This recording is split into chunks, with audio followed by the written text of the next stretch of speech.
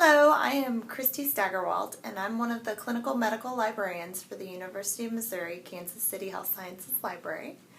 And what that means is basically I go on rounds with groups of physicians and students and residents every day, and I help them with their research needs. And if they have clinical questions, I help them to answer those and hopefully teach them how to use a couple of the resources along the way. So this is my story about how librarians can make a difference. It happened one night, and it was about 5:30. I was getting ready to go, but I received an email from one of my docent physicians, one of the lead physicians on our team, and he had a question about one of his patients concerning green tea and liver toxicity. He just wanted to know if there was any correlation between the two or any evidence that was available connecting the two.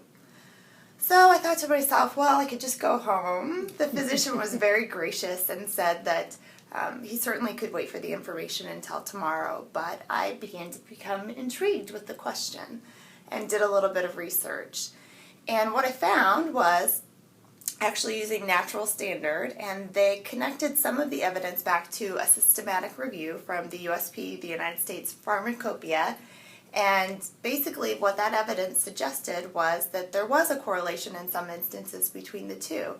And I forwarded that information along to the physician and promptly forgot all about it until I went on rounds the next day with the physician and the group of kids, when the physician brought up the information that I had talked about with him that I'd passed along the night before on rounds. And what he said was that he had taken the information that he had gotten from me directly to some of the gastroenterologists to talk about the connection between green tea and liver toxicity. And they said, of course, well, we've never heard of this before. This isn't something that's common, to which he promptly brought out the email and the systematic review to show them.